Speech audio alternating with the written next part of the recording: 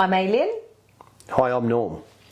And this is Real People, Real Stories, where you'll hear about real stories from real people just like us, just like you, and everybody will have a chance to tell their story.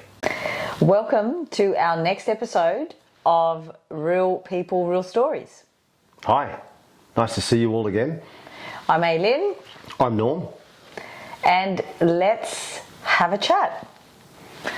So today's topic, we're talking about... Don't wait till tomorrow. Don't wait till tomorrow.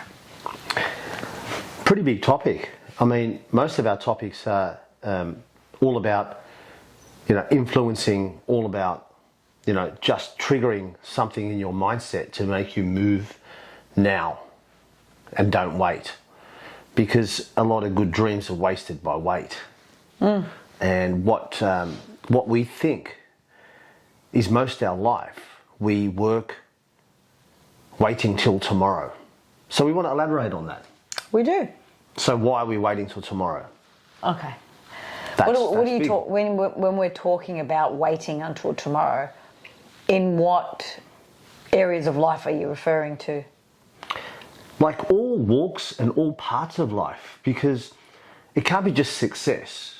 It's got to do with life in general. Tomorrow, do we know tomorrow will come? I mean, that's a big one. I want you to ask yourself that question. Does anyone know, like, tomorrow might not come? Yeah. Can you miss that opportunity tomorrow? This is where you really have to think that action is all about taking action now. Yeah. And there's a difference between missing a great opportunity or capitalizing on the now. So in order to capitalize on the now and not tomorrow, there's a couple of steps that we want to share with you, I suppose. Do you obviously we sit and as we prepare, we talk about certain points, and Norm, you come up with something you were talking about. Do you want to share that with the guys? Yeah, I think, 99% of people live in a mystical tomorrow. And you might ask me, what does that mean? Most motivation, determination, mindset, strength happens tomorrow. I'll do it tomorrow. I'll go to the gym tomorrow. Yeah, I see what you're saying. I'll apply for that new job tomorrow. And then all of a sudden, tomorrow comes, and we don't know if tomorrow comes. In all due respect, how do you know what happens tomorrow? Are you sure that tomorrow, you might be loaded with a lot more things to do tomorrow, and then this hope or this determination that you have right now that you haven't actioned has deflated tomorrow. Absolutely. It's deflated tomorrow because I feel really good now. So let me action that thought right now. Let me do what I need to do right now to make that possible. And a lot of big dreams have been let go because of the wait, the wait process. And I believe that you have to be determined to action your thoughts as they come. What is it with that? What is it with people? I mean, I know what it is. I have my idea of what it is, but people being so used to a habit of procrastination. Now, I have my own idea of why Tell us. people procrastinate. Essentially, procrastination is deferring pain. So you procrastinate, not because you're lazy, not because you don't know how to do it. You procrastinate because whatever it is that you need to do, it's involving some sort of discomfort, some sort of pain, and you push it aside. You'll do something that's more comfortable for you, right? But often, if not always, the thing that you're procrastinating doing is the doorway to the success of whatever it is that you want to achieve. Yeah? So anytime you feel I've got a tool to help with procrastination. Do you want to hear it? Please tell us, yeah. Okay. I just started this for myself because And I know there's been other people that have spoke about their own ways and stuff, but I started this with myself because every time I would go and train, I found myself falling into a habit, right? I'd drive to the centre, I'd drive to the gym and to train, right? And when I'd get there, I'd sit in the car, turn my phone off, and I'd go through my phone real quick.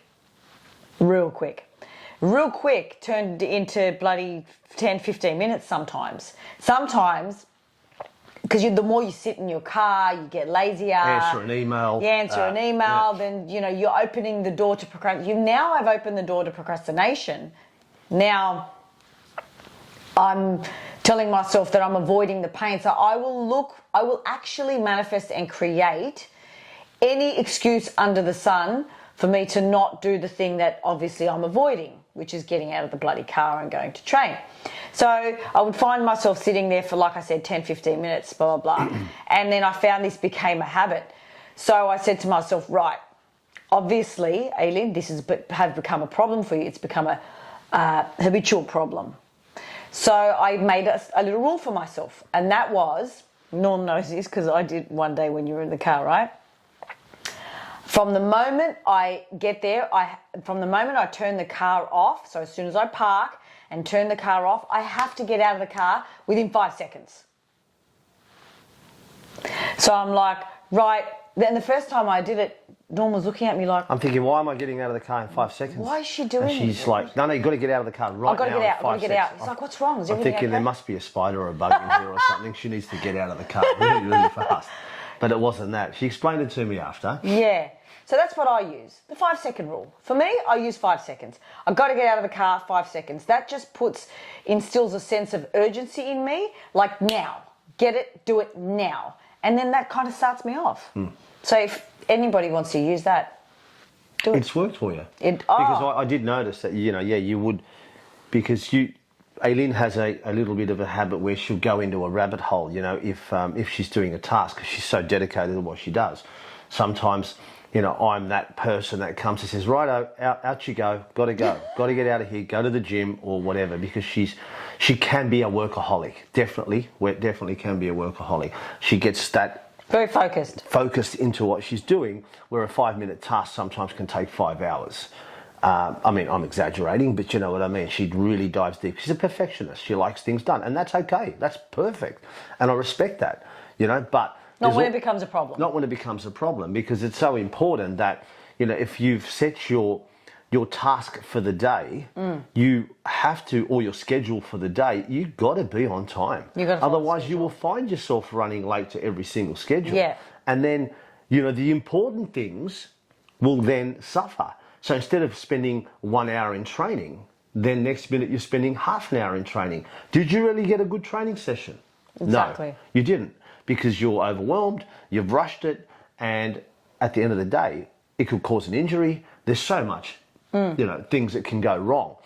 So planning is a very, very big thing. And that's where, your life has to be planned and organised for you to, like walking into a messy room. When you walk into a messy room, what happens? What happens? Your mind gets jumbled, doesn't it? Your mind's jumbled. Everything's everywhere. How you expect to be focused in that environment? And people say, I'll get to it. I'll fix it tomorrow. But look, if you fix one thing at a time that day, tomorrow's task is easier. Does that make sense? Yeah. Tomorrow's task is easier. I'll put that book back. I'll put that pen back in the pen holder. So on. I'm going to be completely transparent and honest here. Yeah, sure. Okay? I have an issue with that. I wasn't going to mention that. Well, you know what? I'm glad you did. It's good to be truthful and honest, and this is what it's all about. That's what I'm here for. I'm here to be honest and real. I promised myself this year I'm just going to be transparent and honest, and I don't give a shit what people think of me. You like me, you like me. You don't. I'm not here for people's acceptance. I've accepted who I am. Exactly. Yeah? I want to serve now. And that's growth. And that's growth. Now, I do have an issue with that, which is like, I call it the tabs in my mind, right? Like, for example, with your computer, right? How many tabs do you have open? I have 50,000 tabs. Like literally, there are so many tabs going at one time. It is ridiculous. Tabs, mind you, in each screen. Yeah, you can slide across. It's a great thing. That whatever's going on in my screen, you guarantee you is going on in my mind, right? I've got a lot of tabs open in my mind. And I have learned that whilst absolutely it's my superpower, I can multitask like a beast. Sometimes it can get the better of me and I can be like, whoa, just pull back a little bit. Let's just... Back to the single task. Let's finish this off. Yes, I've got this running at the same time, but, there's only so much I can do really well at the one time. So that's something that I'm learning. And for example, my office definitely is something that I work on. I work on keeping it tidy and in a way where this is my goal is to have my office set up in a way where anybody else, let's say Norm, could walk in here and utilize this office for himself. So there would be a system in place. At a glance, he would know this is where this is where that is. Because if I work that way, then it's not just serving me from my mind, because I know my mind can have a lot going on at one time. But if I can set it up so that somebody else could come here and make sense of it, then I feel like that's a better way. It's a good way to live. It's a good way to live. Not only in an office. I mean, we're going a little bit left now. That it's such a great topic to talk about.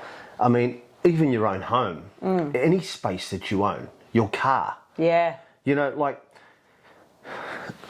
I'm going to say it how it is. It's a presentation of who you are. True.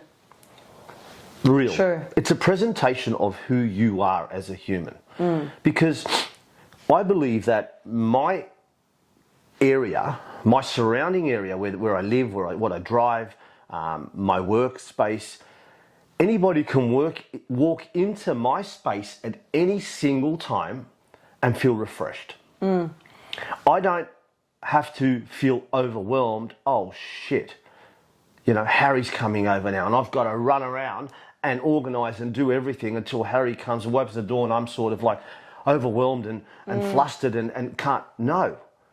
I work on a space where anytime, any place, anywhere, anyone can come into my place and I know for a fact that, welcome, doors are open. I'm focused, I can give you all my attention and we can work on what we need to work on, whether it's just a visit or it's a client that wants to walk in and be inspired or has some things to deal with, because your space and your environment's everything. Why should you be driving a car that's a tip?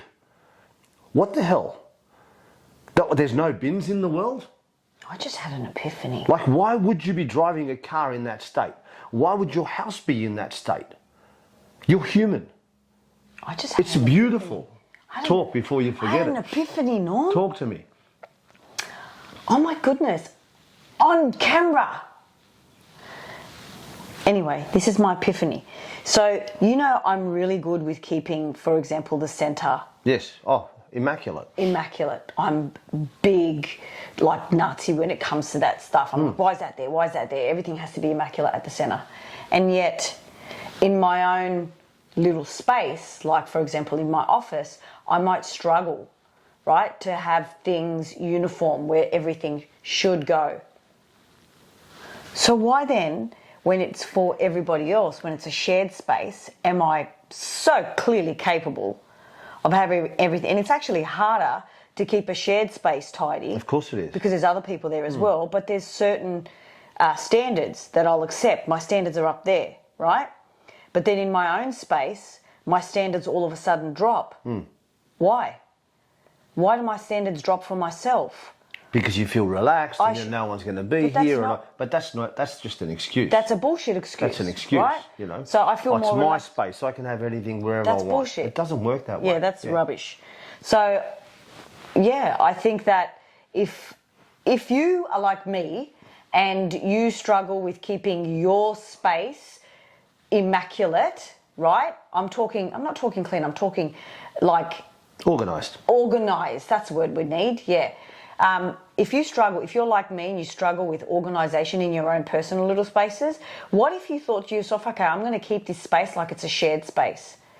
Would things change? I'm going to try it and I'm going to let you know. Yeah, well, I think it's important, you know. We went right off tangent. Sorry. It's okay. Sometimes that's why it's real stories, because we can sort of go off path a little bit.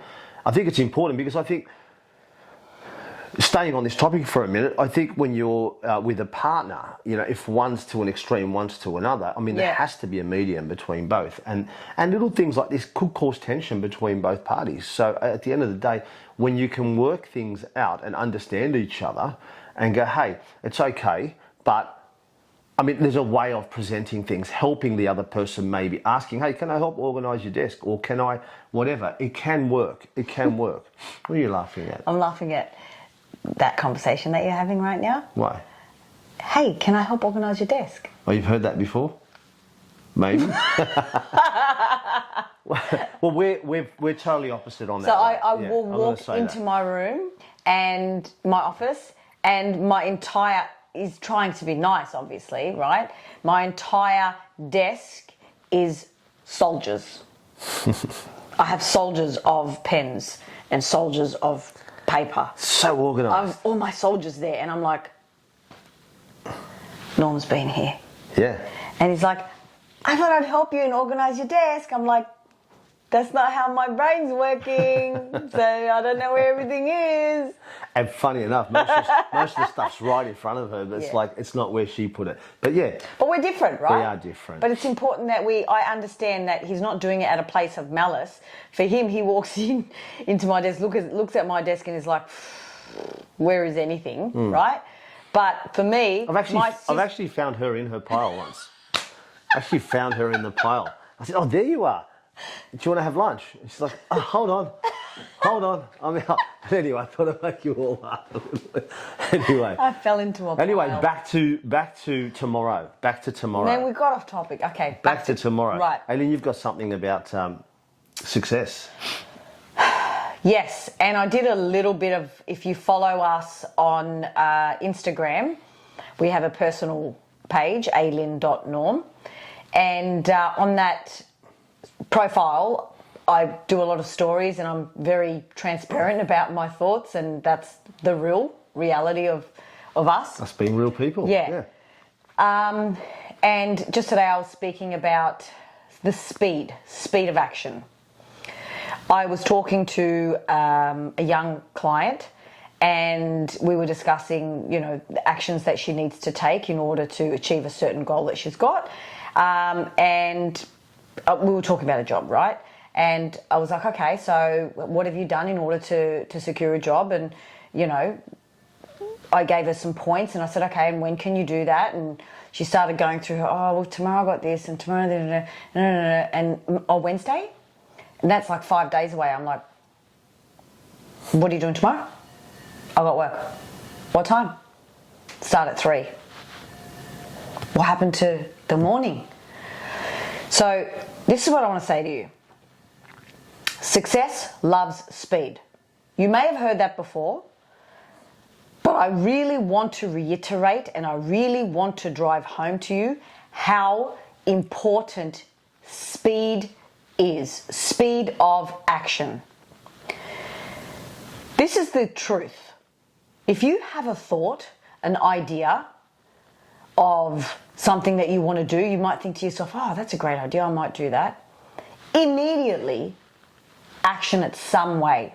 If it's not the kind of thing that you can action in that moment, there is always one way that you can action something, and that is by writing it down. Right? So as I was this morning driving to the centre, I had this great idea. I've been kind of toing and froing about how I'm going to create this program, and then I had this incredible idea, but I was driving, right? So I kept it in my head. As soon as I parked the car, I took my phone out. Sometimes I don't even wait till I get there. I just put it on notes and I just voice record. And I record it to myself what it is my idea is, because then I've acted on that. That's my first step of action. Do you understand what I'm saying? Some sort of first step of action is vital, critical to your success. If you wait till tomorrow, that thought, that creative idea, that idea is gone. Action it immediately. Find some way to action it immediately. And then that has a ripple effect. So say, for example, today I made notes of this program. I actually can't wait till I finish this so I can get back to that and because I've already started, I'm like, oh, I want to finish this. I want to really create this. So and watch this space, by the way, because this program coming out, it's going to be a cracker. So this is what I'm saying to you. Do not, what are you waiting for? Like I was telling my young client, like, what are you waiting for? And her actual answer was, I think I'm just kind of waiting for a moment. Like I'm waiting for the right moment, like something, and I'm like, and what is that? Like, is it something that has to happen? Something you have to feel? Something you have to see? What is that? She's like, I don't know, actually. I'm like, well, there you go. You don't even know what you're waiting for, but you're just waiting for some, like you said, mystical thing to occur in front of you and be like, now is the time for action. The genie comes out and just gives you the key to action. Go, action. The endless packet of Tim Tams. You know, Doesn't that's not work going that to way. happen. So I can't express it to you anymore. Success loves speed. Do it now. I'm going to add to that. I'm going to actually add to that. Go. And just adding a little bit for tomorrow, you know, we wait, people will wait all day till 5 p.m. I'll wait till 5 p.m. Okay, because I've got work. You can't tell me that you're working from 9 to 5 non-stop. Like you just don't have any, there is breath there. There is lunch, there is time. What do I do in that 1 hour of my lunch break? What do I do? Sit there, talk shit, eat shit? Sorry, I'm going to say this how it is. Yeah. What do I do in that 1 hour? But you know, the person that wants that, whether it physical or looking at a side, you know, a side hustle or whatnot, that person that wants that better body is going for the walk in that 1 hour. Yes. Is eating for 5 minutes. They're throwing something very fast down, and they're prepared. They put their runners on, and you see this probably in your office or at your work. They're going for that walk in that hour. 20 minutes, half an hour. 20 minutes, they're getting like 4,000 steps. That's 4,000 steps that they could do in that hour because they've been sitting from 9 to 5. So, and then you start to see changes in that person maybe 6 months down the track, and you go, how did you, how did you get there? Oh God, you're lucky. You look amazing. Yeah. Hold on, lucky. While you sat there doing nothing for 1 hour, scrolling on your phone endlessly, I was out walking and eating better. Lucky. You know, that person that, you know, gets a side hustle, right? He's got all days working from 9 to 5 in his hour lunch break or her hour lunch break.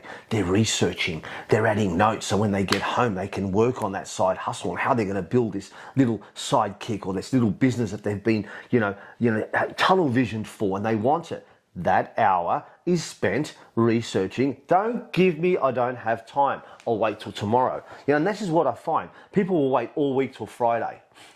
Oh, Friday's here. What have you done from Monday to Friday? I don't know. What have you done I just have to go to work. Yeah, I understand that. But what have you done after work? What have you done before work? You know, I get inspired. By my the 6 a.m. club. My 6 a.m. crew who turn up, that all are working, all the parents, whatever, kids, the whole lot, 6 a.m. in the morning. Most of these guys have to get up. Some of them have to get up at 4:30 or 5 a.m. in the morning to turn up to a 6 a.m. class to do a 45-minute strength. What do you think that's only fixing themselves physically? Oh no, mate, no. This is actually inspiring them mentally because the grit it takes to get up at 5 a.m. to have your shower, get in the car, turn up while you hate your life and you could have just hit that snooze button and went back to bed. That is what makes a difference. And these people turn up every single day, if some 3 days a week, some 4 days a week, some 2 days a week, turn up, get there. And I ask them questions on the way out. You know, how's your day been after your 6 a.m. club? They go, oh mate, it's different. I'm ready. Just I'm sets you fired. up. I'm ready. I'm That's set up it. for the day. You know, they're not waiting till tomorrow. They're turning up. It's just they're getting turning done. up. That's right. And every one of them, every single one of them is excelling. Is excelling. You know, I always have something to say after one of the 6 a.m. classes, and I always, every once a month, I say to them, now all you need to know and all you need to do right now is go and ask for a pay rise, because you're in that state. And you know, they just all laugh their heads off. So why are we waiting till Friday till I go for a walk or go to the gym? You know, people are waiting. Another good one is, I don't train in winter, I only train in summer, or I only train in summer, I just wait for winter. What are we waiting for? I've heard this before. I've heard every story under the sun, being a mentor, being a coach, you know? So don't let the pursuit of tomorrow stop you from the joy of today. Did you hear what I just said? Don't let the pursuit of tomorrow, how does it go? Don't let the pursuit of tomorrow diminish or stop the joy of or the today. success of today. That's very deep. I want That's you to pretty deep deep. I just want to kind of take that in for a second. Yeah. Don't let the joy of yeah, right. Okay. tomorrow Do you diminish That's or so stop true. the success of today. That's so true. So waiting till 5 p.m, waiting till Friday, wait till the weekend's over. I'll do it next week. I'll do it tomorrow. I'll ask her to marry me tomorrow when you're ready to go. You've got the ring. You've got, I'm just going really crazy here. What are you waiting for? The right time. The right time. And you know, something I read the other day is that time is nothing you have control of. Think about that.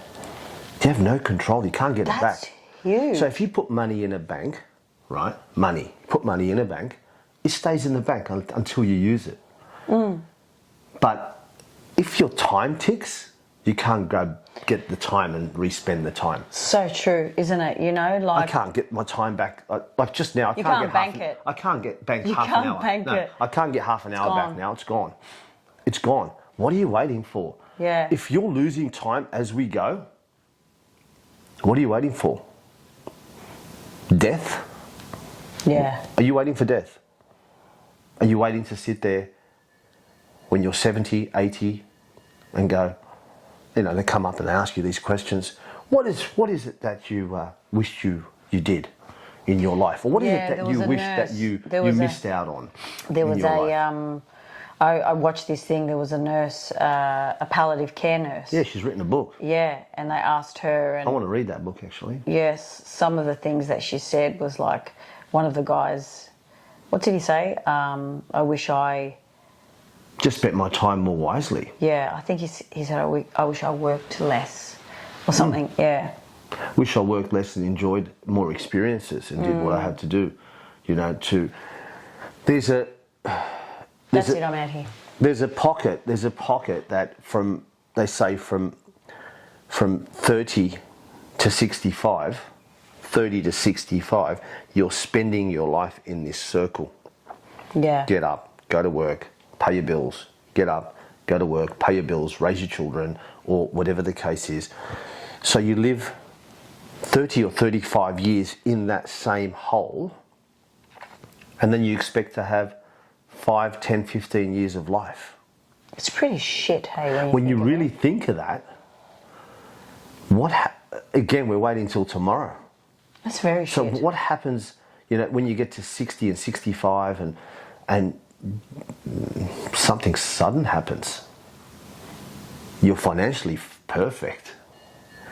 You've got everything happening so well right now. Well, my mother's one of them. Big topic. My mother's one of them. Do you want to tell us a little bit about? A very, very touchy, people- very touchy topic. We for don't me. have to go into it, obviously, but just I'm very snippet. very close with Mum. We're like best friends. I'm the eldest of 5 children, and my job as the eldest was to care and respect and help my parents growing up. I took that duty very, very serious, and I took the responsibility of being a young man, as you probably know with my first podcast, of being that young man. So I grew up pretty fast, and Mum and I were very close. Mum was very, very naive, God love her. She was, just all about nurturing, loving, protecting, whatnot. So I was like her eyes all the time and a protector. Anyway, about a year and a half ago, Mum gets diagnosed with ALS, motor neuron disease. To be honest, I did not know how serious this disease was. Basically, your brain shuts down all the mechanical movement in your body. So just think about this for a second. Nothing works. We're talking about muscles, right? Your fingers, your toes, you got no movement in your body whatsoever, which follows by the voice, the swallowing of food, the movement of your heart, the movement of your lungs. It's a slow death. Lifespan 2 years to 5 years. We are caring for our mother around the clock, my siblings and I. My father passed 5 years ago, and I thought, Dad's gone, Mum should live, hopefully Mum can, just let go now and start living her life, which she started to do in her 70s. She started to do. We started to, convince her to go on more holidays, do a few things, because she gave so much to us, so it's time for you. And then she gets dealt with this. She's got money in the bank. She's got a beautiful house. She's got a beautiful family all around her. But she's living in a prison. She can't talk now. We have to ask her, are you itchy? Do you need a drink? Do you need to go to the toilet? Even that's a task, going to the toilet. There's not enough muscles to back up whatever's inside of you. You can't push out anymore. You can't even swallow water. So you're choking, you're drowning in your own fluids. Saliva, yeah. So I'm deeping this so much because I want you to know that tomorrow is not yours. You don't know what's happening tomorrow. This happened suddenly. 2 falls, next minute ALS, 1 year down the track, she's just barely living. So do you want to be that person? Or do you want to conquer your dreams? Or do you want to just go, you know what? I'm doing it now. I'm doing it right now. I'm going to do it right now. Because tomorrow, it's changed me personally. I'm a gatherer, I'm a go-getter. Yeah, I'm not doing all that. And I want to do all this. But I also want to live. Also want to live and experience life. But if I'm waiting till tomorrow, that'll never happen. That'll never happen. Because I'll just go tomorrow will come, and I'll think, I'll do it again tomorrow, and I'll do it tomorrow. You know what, no, I'll leave it till next week. And the list just goes on. But yeah, this is what we're talking about, guys. We don't want you to miss out on opportunities that are sometimes slapping you in the face. Here you go. Here it is. Someone's giving you something and you're just thinking about it. I'll think about it. Hold on, it's right here. There it is. Take it. How many opportunities you might have had at work? It's slapping you in the face. I won't take that job because of fear, because of thinking you're incompetent and you can't do it. Well, you haven't even given it a chance. How can you decide that without doing it? What's the worst thing? You take that opportunity, it doesn't work. Okay, next. Do I learn more about how to make it work? Or do I just not take it because... And then the person that takes it didn't wait till tomorrow, in a year, is flying and you're still here. Yeah, waiting. You're still waiting. For And the that genie. person is like, geez, man, they're nearly CEO. How do they get to CEO? The genie didn't show up. They're not waiting till tomorrow, mate. They sniffed that opportunity and they took it. There's something actually that I also want to say on that, and that is that there's something that I heard somewhere. Success is an invitation that expires. Yeah, yes. Think so about true. that. So true. Think about that. It expires. There's no guarantee it's not going to get given to you. You've got to work for it. Yeah? So if success is an invitation that expires, if the success comes knocking on your door by way of an idea or a person that you meet or a job that you get or something that happens in your life, an opportunity, right? If you're not ready, that opportunity moves on to the next prepared person. Very true. So it's not yours guaranteed. It won't keep coming and knocking on your door. It won't sit there and wait for you. The opportunity is not going to sit there and go, oh, well, I'll just wait till you're ready. Yeah, no, move on, next person. And the next person that is more prepared than you, that is more willing to, I'm going to be honest with you, more willing to fail, more willing to, and oftentimes make a fool of themselves in the public eye, right? Because if you attempt something, right, most people, right, when they go to do something, or they start a new diet or a program or whatever it is, they start a new business, whatever it is, right, they don't tell a lot of people. Okay, why is that? Because they don't want people to see them fail. Yeah? You don't want to look foolish in people's eyes. Because, oh, look, another thing, that, you know, oh, you didn't do that. Yeah, but I'm fucking trying. And I'm going to keep going, and I'm going to keep going till it sticks, and I'm never going to stop. And it's because I don't stop that I succeed. Every single attempt is success. And that's what it's about. And that's why a lot of people say, oh, I don't like doing that, because they failed at it. What's that got to do with it? You've done it once and you failed at Yeah. it. Did you give it your best go? Great. Go again. Go again. And go again. The mind is like a muscle. Yeah. The more you pump your muscle, the more it grows. The more you pump your mind, the more you fail, as Aileen says, the more you will become resilient and better at what you do. Practice. Practice makes perfect. You know, in my classes, in my movement classes, where I teach people to move better, you know, I've watched many, many people, you know, especially in their 30s and on, that have got bodies that are like stiff. Yeah. You know, people are like hunched over, stuck. I can't do that anymore. You know, I used to play soccer. You know what I used to? I love soccer. You know, I used to. And then when I open up their bodies and their minds to explore their movement again, first thing I tell them is, it doesn't have to look perfect. If you can't do that now, give me a few months, you'll see. Your squat will get better. I want you to fail. I want you to be imperfect. I want you to fall. I want you to fall while we're trying this. And this is what I'm saying, but this is the whole point. Yeah. People don't want to look foolish in front of you. And that's in front of people. And people who've done my classes will come up after the class and say, hey, it actually felt good to fall. That's right. You know, and I didn't feel embarrassed one bit in this class. Because I'll fall. I don't care. Because I know that through fall, I'm going to stand. Basically. It takes time. Everything takes time.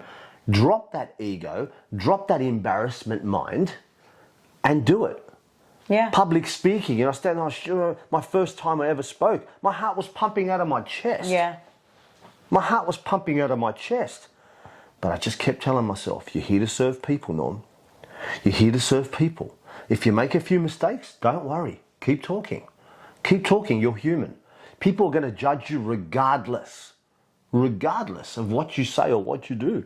Absolutely. You're going to have haters, you're going to have lovers. Draw your energy to the lovers. The haters will always be. They hate themselves, so they're going to hate you. So at the end of the day, what's the big deal? If you're hating on someone, it means you hate yourself. That's what I believe. Well said. I never look at anyone with hate. You know? Anyone who's trying, I am so fucking proud of them. Hurt people, hurt people. 100%. Yeah. 100%. So if you fall trying something, if you fail a business and it just collapses, don't never do a business again. So you know what? I've learned what not to do for the next one. Absolutely. And I move on. Absolutely. You know, that's, and don't wait till, I'll try again tomorrow. I'll try again next week. Or you know what? Next year. I'll have a go next year. Next year, mate, there'll be new ideas, new plans. I think that irrespective of which way you go, there are two different paths that you could choose. And both of them involve pain. Okay? You can choose the path of discipline, the pain of discipline, or you can choose the path of regret. Both of them are painful. Okay? Only one of them will get you closer to success, to your goal, to what it is that you want from life. Okay? So either way, you're going to be in pain. Well, 100%. So right? true. So true. wouldn't you just prefer to be disciplined and actually get something from it? I prefer the pain of success. That's what I mean. Because, you know...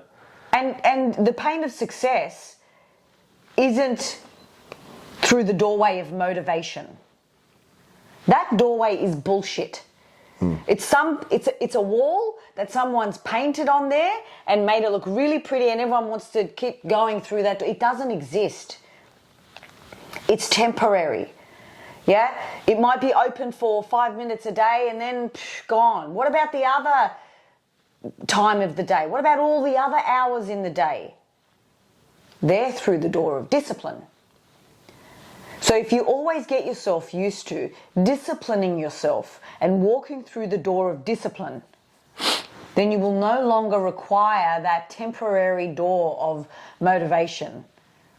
And that will leak into all areas of your life, because I promise you this, how you do one thing is how you do everything.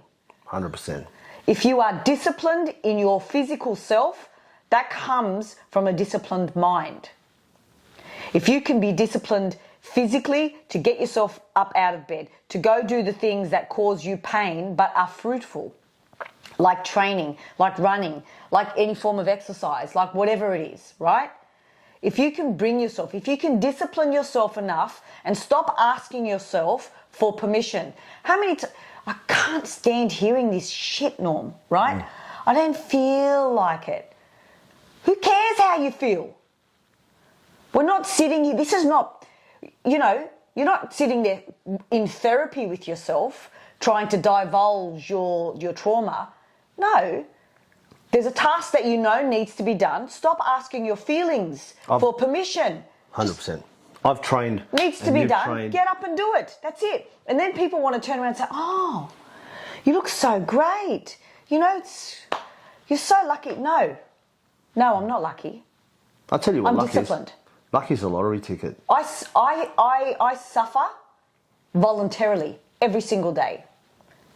Our son Jermaine, he's in a diet phase. He's been in a diet phase for like 6 weeks or something like 19 years old. Yeah. Right? It's funny because Norm and I were talking about this, and he's like, you know what, you've lived in a diet phase, which what he means by that is I'm very disciplined with my nutrition.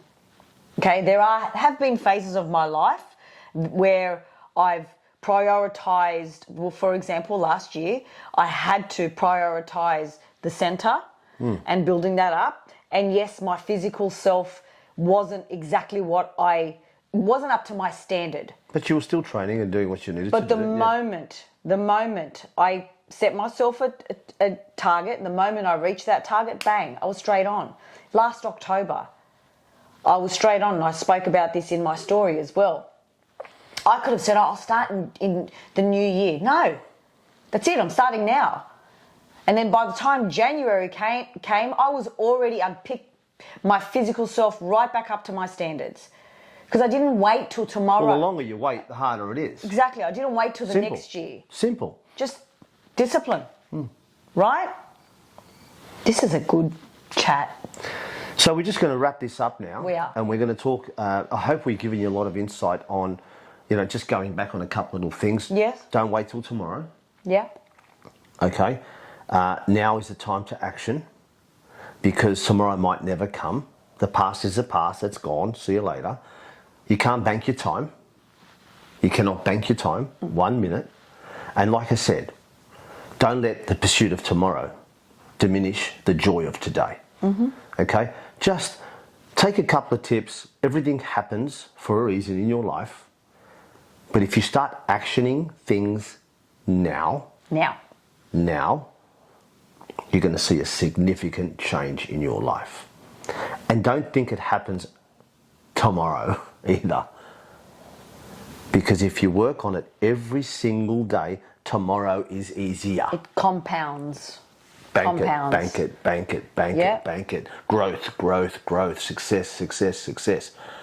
And I promise you, this recipe works. 52 years old, 48 years old, we're in our optimum condition, physically and mentally. And the reason we do this is not to flex or look at his abs or look at her body. the reason I do what I do, and I'll speak for myself, is to inspire people that age is just a number. And because I've actioned things now, I am where I am physically and mentally, and so is Aileen. You know, I want to inspire men that, you know, at 52, this is where you start living. Aileen wants to inspire women at 48. This is the beginning. And this happens because of action. Action. And we're everyday people. We just stick to the plan. That's it. We stick to the plan. So I hope you enjoyed this podcast once again. We want to keep delivering. We want to keep giving. And you know what? If you feel like we always say this, if you feel like you want more of this, and if you feel like that, you know, you want to you need more help, work with a mentor, just know they're always open for any questions. Absolutely. You know, we're open for any questions. We're happy to answer and help you and motivate you and build you. Together, we have a lot of experience as partners in marriage and children and just life itself. And we're in this phase in our life where we just want to give back, and that's why we do this every day. That's exactly why we do it. Okay, that's why we do this every day. Because, you know, when we rise together. Yeah? So we want to help you become your absolute best self. Because when you are your best self, you are going to rub off onto the people around you. Yeah, when you start feeling better about yourself, when you start being more disciplined, when you start caring more about yourself physically, mentally, that's what's going to inspire the people around you. And then that has a ripple effect on society, right? And that's what it's all about. We all rise together. That's why we're doing this. Yeah? So thank you very much. Okay. And we'll see you in the next episode. That's exactly right. If you want to support us, guys, like, subscribe, and share this. Copy the link and share it out to anybody you think needs to hear this. We really appreciate your support. Hug you all.